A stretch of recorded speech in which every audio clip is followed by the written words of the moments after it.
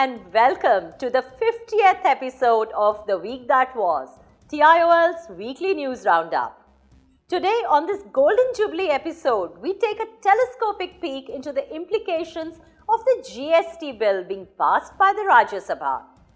But before that, let's have a quick look at the news highlights this week. The Income Tax Department has issued tax demand notices against Merchant Navy personnel. These shippies working on the high seas far away from Indian shores have enjoyed tax benefits just like non-resident Indians and not paid tax in India. But now, following the recent decision of the Calcutta Tax Tribunal holding that any income received in India is taxable, the Income Tax Department has swung into top gear, delivering demand notices against them. More than 1 lakh seamen have had to pay 30% tax on their income. What's worse, the department may well demand tax on their income over the last 6 years. Merchant Navy personnel are planning to contest the decision of the tax tribunal. Did you know the Income Tax Department has for years been chasing 1.8 million cases of tax arrears where, believe it or not, the dues are under Rs 100.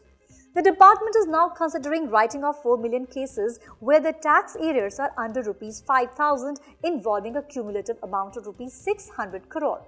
The cost of recovery in these cases is higher than the actual tax demand. This move will help declutter the database of arrears as well as allow the department to train its machinery on the big tax defaulters. The CBDT is also going to expedite tax refunds up to Rs 5,000 for earlier assessment years and has already issued 13 million refunds. Is there a new wave of efficiency in the much maligned department? How does the BMC or Brihanmumbai Municipal Corporation, India's richest civic body, ensure payment of property dues? The BMC has initiated a new intimidating policy this week to extort compliance with payment of property tax. It has warned payers that any failure to pay property tax dues will now allow the civic body to disconnect water supply or even resort to seizing their movable property, including computers, furniture, sofas, television, refrigerators, and even air conditioners.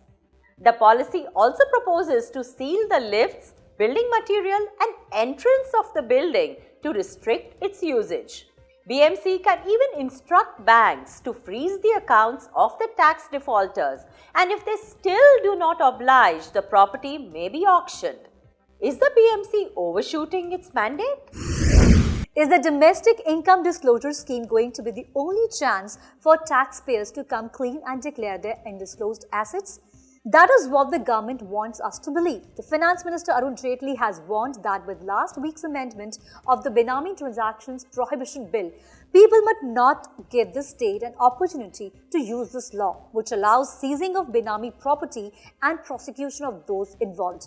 Those who pay the tax and penalty before the due date of September 30th will be rewarded with the exemption of declared assets from wealth tax as well as immunity from inquiry and prosecution under Income Tax and Wealth Tax Act, including the Benami Transactions Prohibition Act.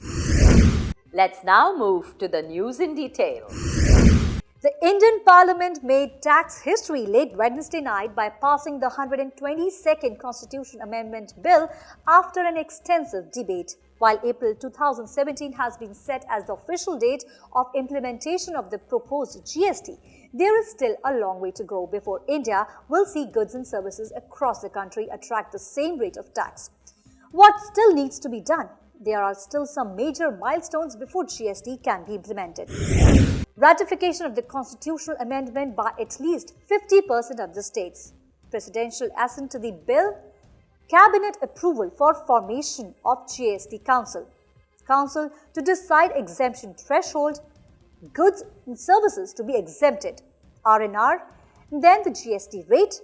Introduction of CGST, IGST laws in Parliament, and finally introduction of SGST legislations in all state assemblies and notification of GST rules. And once all states and the centre are ready, a notification by GST Council announcing the rollout date. GST may well be the biggest indirect tax reform in India. Scheduled to come alive in the next financial year from April 2017, let's look at India's preparedness for GST.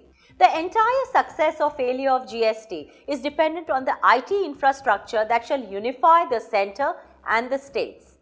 A separate company called the GSTN was set up for this purpose, which is manned by experienced and progressive-minded IAS bureaucrats as well as private sector leaders. Let's hear Mr. Sumit Dutt Majumdar, former chairman, CBEC, on India's IT infrastructure for GST. All the states are not at the same level of IT ability. So whether they have been actually, some of the states have given it to the GST net to do their back-end arrangements. But on the taxpayer side also, because they have to file from sitting in their office that for registration, for return filing and the payment. So there also the IT software has to be customized.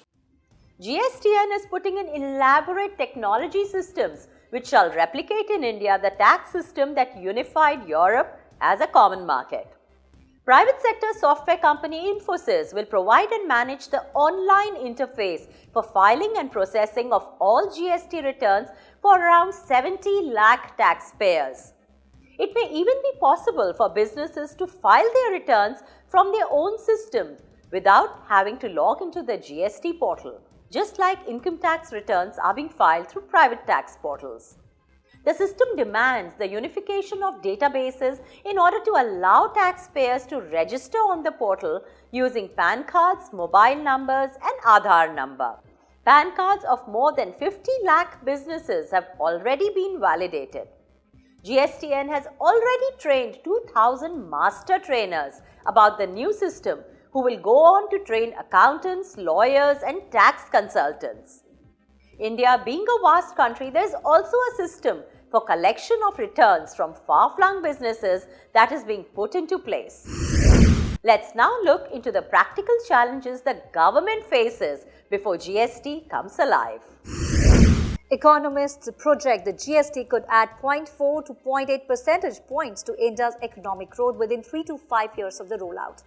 However, setting up the infrastructure to enforce the tax will be a mammoth task. As far as the registration process is concerned, existing VAT dealers or service tax dealers won't be required to again register with GST system. All the VAT dealers from all the states, and the database has been completely cleaned up.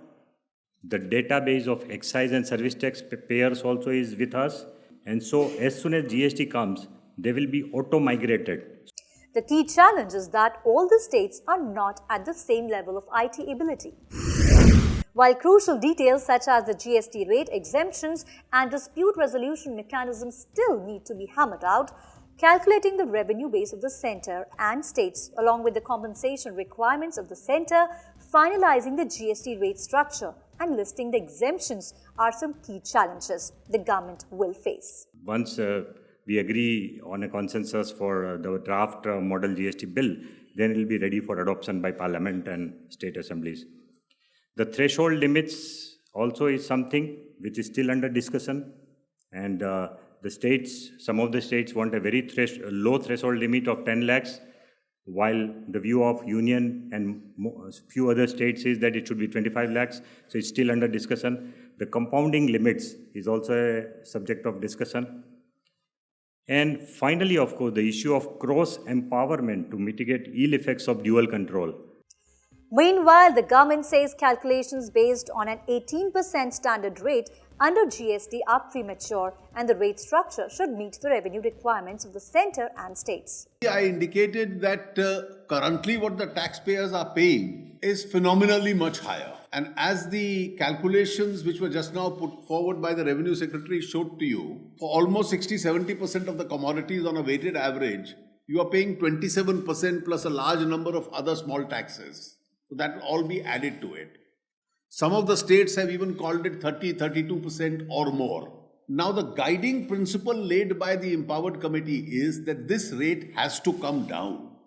While Jaitely said that the government would try to have a reasonable rate of taxation under GST and indicated that it could gradually be lowered, the opposition points it as the most daunting task. The government has given notice to the Lok Sabha for voting on the fresh amendments to the bill passed by the Rajya Sabha. It hopes to get the bill ratified by at least 16 states in the next 30 days. On this note, we conclude this bulletin of the week that was. Thank you for watching. You may write into us at editor@tiol.in. Have a great weekend ahead.